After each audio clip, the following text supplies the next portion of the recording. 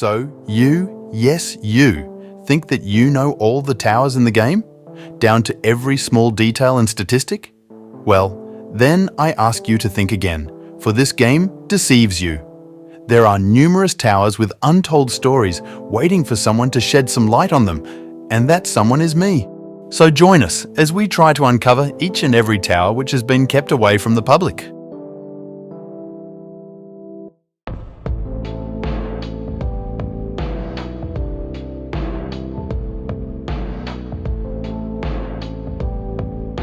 Now let's go back to the early days of TDS, when things were simple, and people still had fiery debates about TB versus TDS. Around this time, below Natural, the developer of TDS was about to reach 10,000 followers.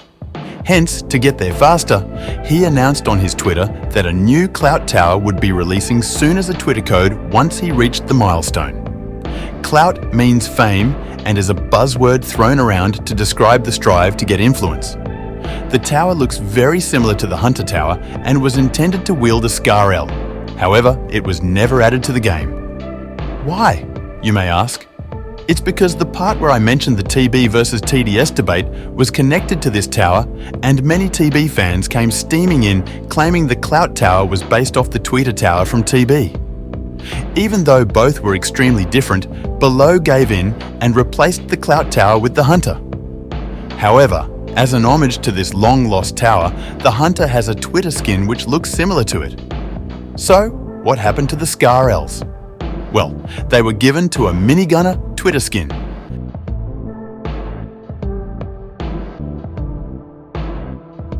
I think all of you watching would know about this tower.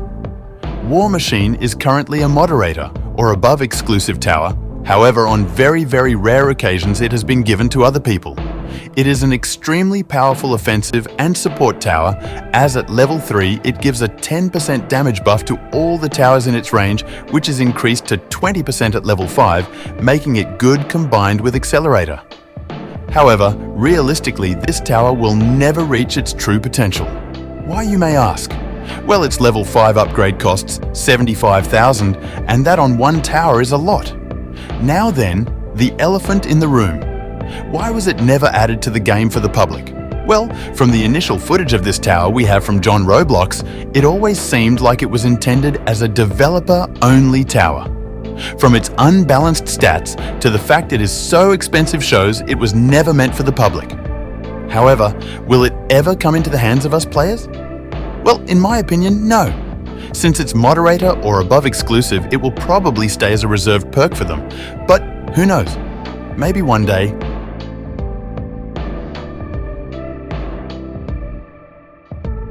Here is a question. Think of one economical tower in TDS. You probably thought of Farm from the top of your head, but did you know that there was supposed to be another tower instead of the Farm we all know and love today? That's right, bring in the Mine Tower. On 2019, Below made a poll called "Which Tower Should Be Added Next?", which included the options of Medic, Shredder and Mine. The Medic won this poll by a landslide and naturally was added 2 months later, while Shredder also followed suit. The Mine Tower was however never added as it received the least amount of votes. It promised to give money over time rather than per wave, as is the case with the Farm Tower. Thus, a problem arose considering the possibility that people could just drag on waves and get money. However, it would have been cool if it was added, as it would have been a very unique concept.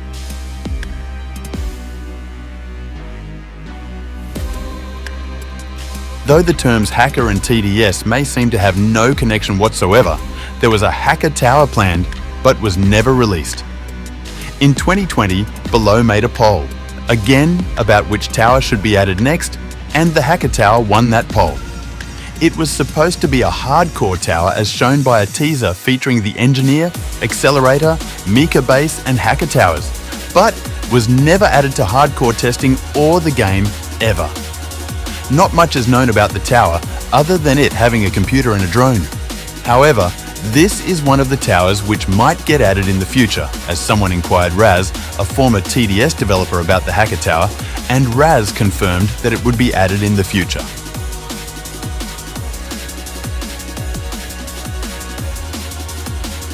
Now, hearing the word evolved towers probably sounds very cool and unique. However, in reality, evolved towers were meant to replace golden towers. Why, you may ask? Well, golden towers only restricted the perk to the golden skin, meaning you couldn't use any other skin if you wanted to use the perk. Thus, evolved towers were planned to be introduced with their own set of skins. These were first seen during hardcore testing, being sold for trillions of gems, and thus their upgrade prices and levels are unknown. They were probably obtained using a crate system similar to the golden skins, or an upgrading system where you used a certain tower X times to evolve it. There are 3 known evolved towers. These include the Kingpin, Operator and Juggernaut, being the evolved versions of Crook Boss, Scout and Minigunner respectively. The Kingpin had damage of 1 for 0.1 fire rate and 10 range, Juggernaut 2 damage for 0.1 fire rate and 16 range, and finally the Operator coming in at 2 damage per 1.2 fire rate and 12 range. Evolved towers will probably never be added to the game, since golden perks have already been added and thus they have become essentially useless.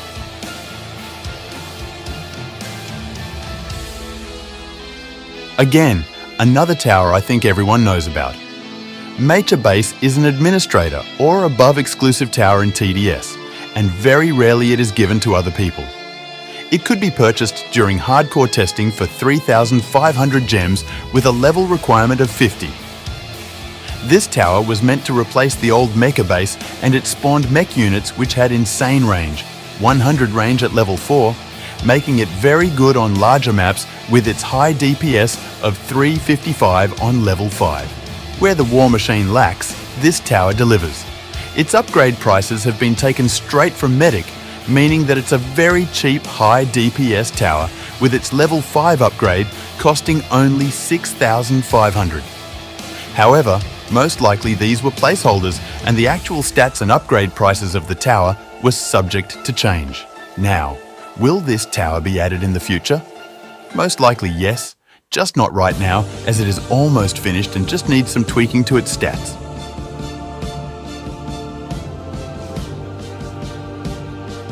Ever wondered why the devs never cared to have an actual reward for Hidden Wave other than a silly old name tag? Well, there was originally a tower planned as a reward for the Hidden Wave. Q in the Void Miner. This tower's only sole purpose in life was to mine corruption to guarantee Hidden Wave. The special thing about this tower was that it could activate Hidden Wave on any mode, not just Fallen, and this was only possible when you mined a certain amount of corruption. The tower gave 1, 2, 3, 5, 9 and 25 corruption on levels 0, 1, 2, 3, 4 and 5 respectively. However, it was never added as firstly. Having a tower only to activate Hidden Wave without doing anything else is useless, especially after you have already won Hidden Wave. Furthermore, it defeats the whole purpose of speedrunning and would allow more players to get the Hidden Wave badge which doesn't make it special anymore.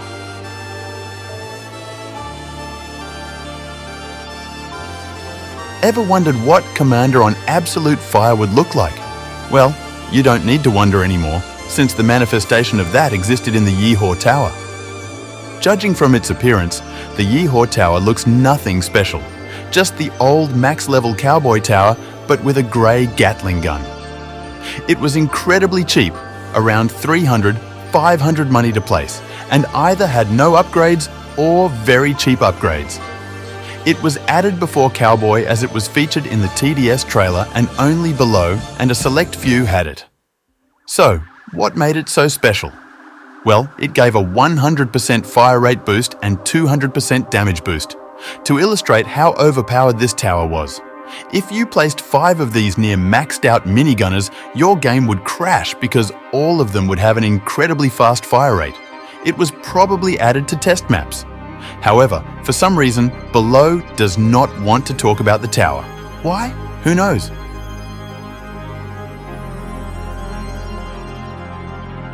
No, I am not talking about the Engineer's sentries. I am talking about the Sentry Tower.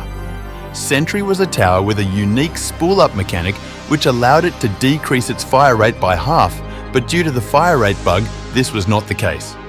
The tower had a maximum DPS of 60 at level 5 and could be purchased from the shop for 3,650 coins.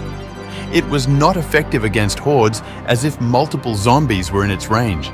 Its targeting would go haywire and start targeting multiple zombies at once, and thus it was best if you set its targeting to strongest. This is also the first tower with a bit of RNG in its upgrades, as at level 5, there was a 30% chance that a teddy bear would appear on the sentry and give it hidden detection. However, this was later changed so that level 5 automatically gives the tower hidden detection. The sentry was removed on the 29th of October, 2020, as it had a lot of bugs. It will probably never be added back as the engineer exists.